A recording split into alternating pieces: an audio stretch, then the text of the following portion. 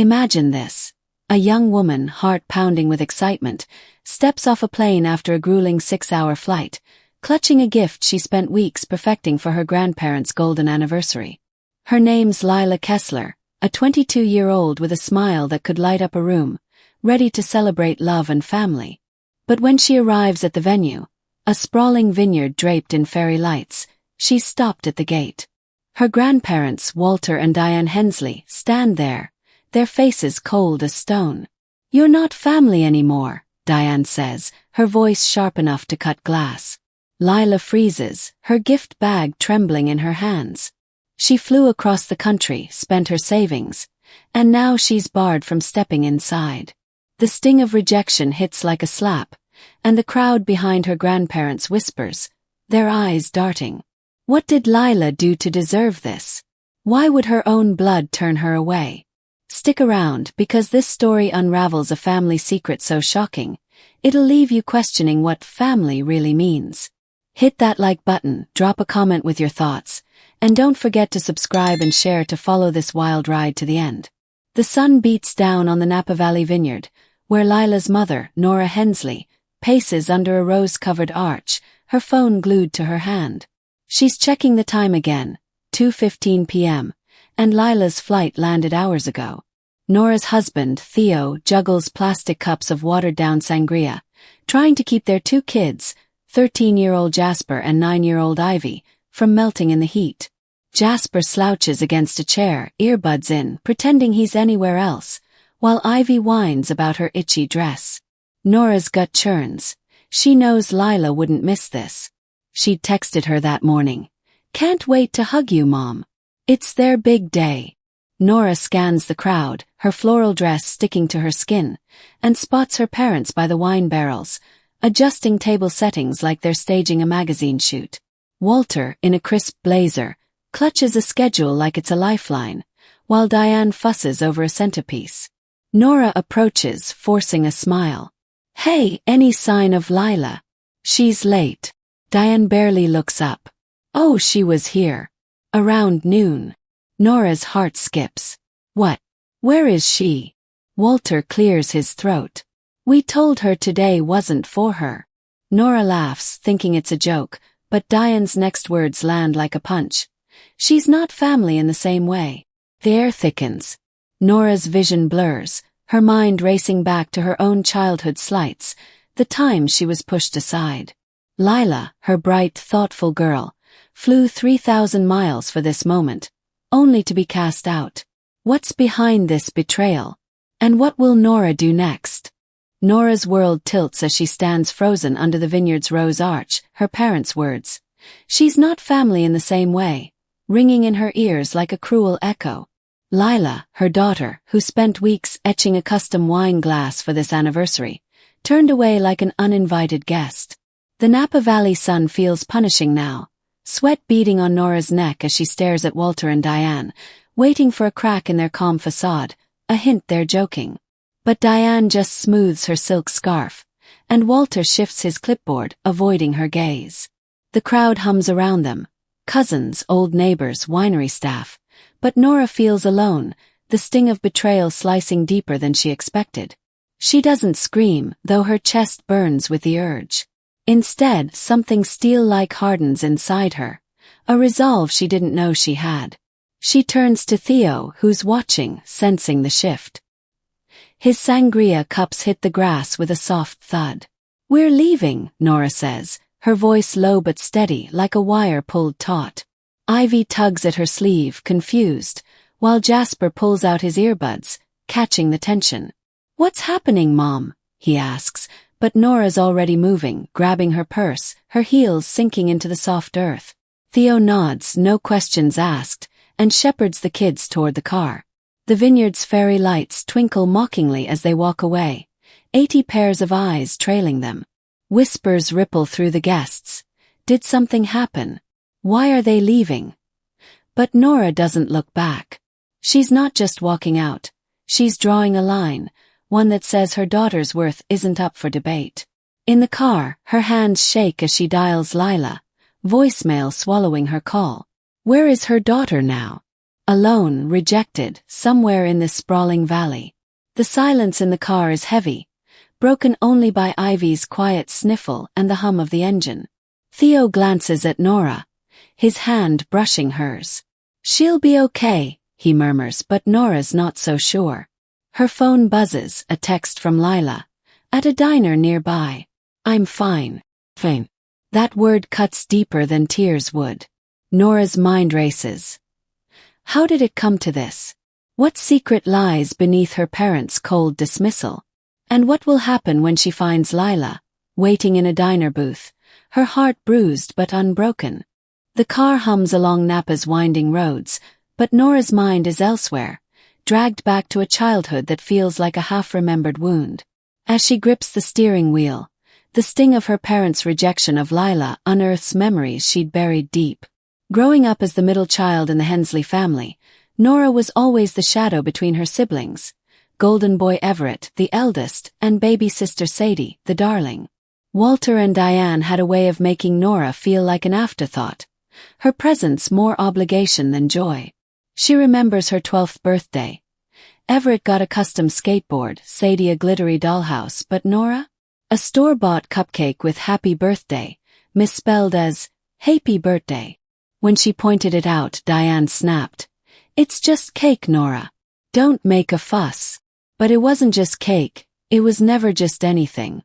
One summer, she woke to an empty house, her family off to a lake trip they'd planned for weeks. She wasn't invited. Later, Walter laughed it off. "We didn't think you'd fit in that day." Fit in. As if she were a puzzle piece they could discard. The words stung, but Nora swallowed them, taught to believe she was too sensitive, too dramatic. Now, as she drives toward the diner where Lila waits, those old slights burn anew.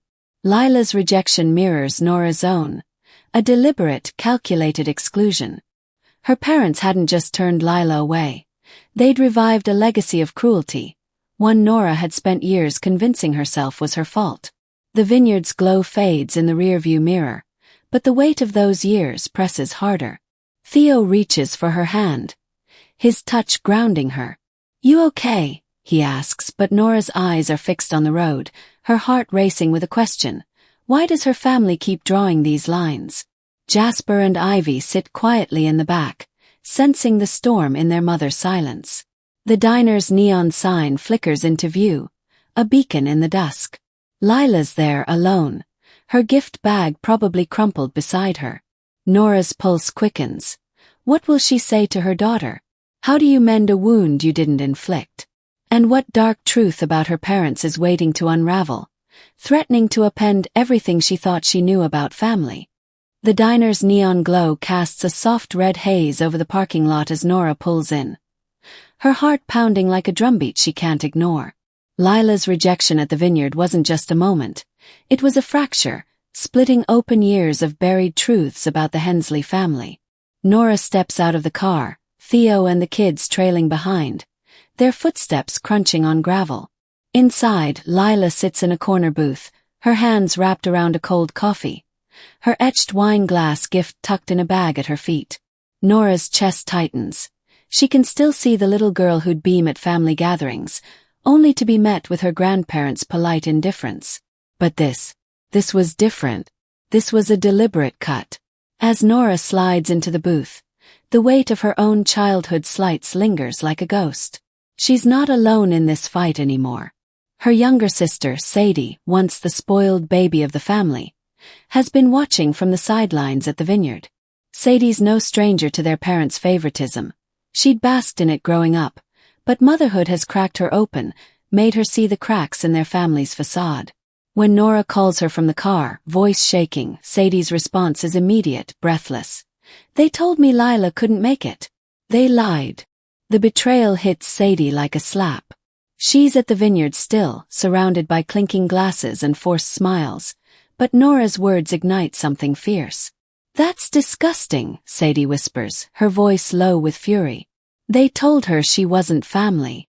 Without a word to Walter or Diane, Sadie gathers her husband, Caleb, and their 2 kids, slipping out of the anniversary celebration like thieves in the night. Guests murmur, sensing the shift. Another Hensley family exit in under an hour. Sadie's not just leaving. She's choosing sides, aligning with Nora against a legacy of exclusion. As she drives to meet them at the diner, her mind races. How could she have missed this cruelty for so long? Back at the diner, Nora reaches for Lila's hand, their fingers interlocking. The air feels charged like the moment before a storm breaks. Sadie's on her way, but what will happen when she arrives? Will this rebellion unravel the family for good, or expose a truth even darker than Nora imagines? The diner's fluorescent lights hum softly as Nora sits across from Lila, the weight of her parents' betrayal settling like dust after a collapse. Outside, Napa's twilight deepens, but inside, the air feels charged with unspoken questions. Lila's eyes are fixed on her coffee, her silence louder than any words. Nora's mind churns. How could Walter and Diane dismiss her daughter so callously? But another voice cuts through the haze, one from the vineyard, still ringing with self-righteous indignation. It's Everett, Nora's older brother, the golden child who's always been their parents' pride. Back at the anniversary celebration, as Nora's family walked out, Everett stayed, loyal as ever, sipping champagne and shaking hands like nothing happened. When Nora's phone buzzes, his name flashes on the screen, and her stomach twists. She answers, bracing herself. "Nora, what the hell?" Everett's voice is sharp, a blade wrapped in disbelief. "You just stormed out of Mom and Dad's big day? Are you trying to ruin everything?"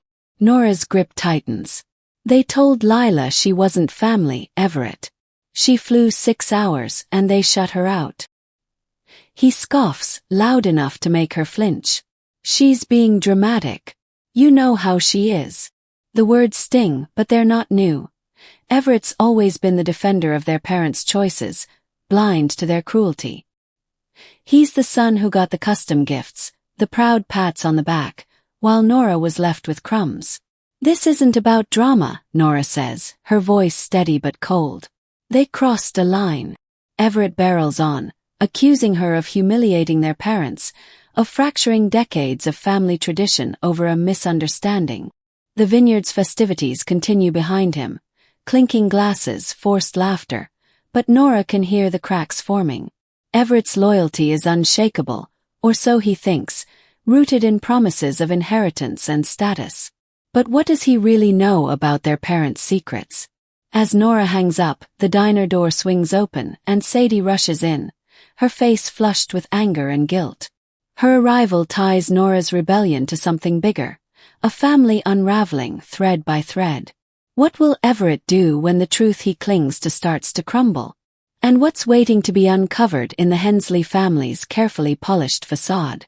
The diner's air feels thick as Sadie slides into the booth, her eyes darting between Nora and Lila, who sits quietly, her hands still wrapped around that cold coffee. The neon sign outside buzzes faintly, mirroring the tension humming through the group. Lila's face is a mask of calm, but her fingers tremble slightly, betraying the hurt beneath. Nora watches her daughter, heart aching. She knows that look, the one that says Lila's folding her pain away, just like Nora did as a kid. But tonight something's different. Lila's not just swallowing the rejection. She's processing it, carving out her own strength. The vineyard's betrayal, Walter and Diane's cold dismissal of Lila as not family, hangs over them like a storm cloud, but Lila's silence speaks louder than any outburst. When she finally looks up, her voice is soft but steady. "I'm not mad," she says, eyes locking with Nora's. "I'm just done." The words land like a quiet thunderclap, resonating with a power that makes Nora's breath catch. Not pleading, not bargaining, just done. It's the kind of resolve that could shift the ground beneath a family built on lies. Sadie, still catching her breath from her own exit from the anniversary, leans forward, her face a mix of guilt and admiration. "You're stronger than I ever was," she whispers, her own kids fidgeting beside her, unaware of the weight of this moment. Lila's strength mirrors Nora's own stand, a refusal to let their parents' cruelty define them. Back at the vineyard, Everett's still playing the loyal son, oblivious to the cracks forming in his perfect family narrative.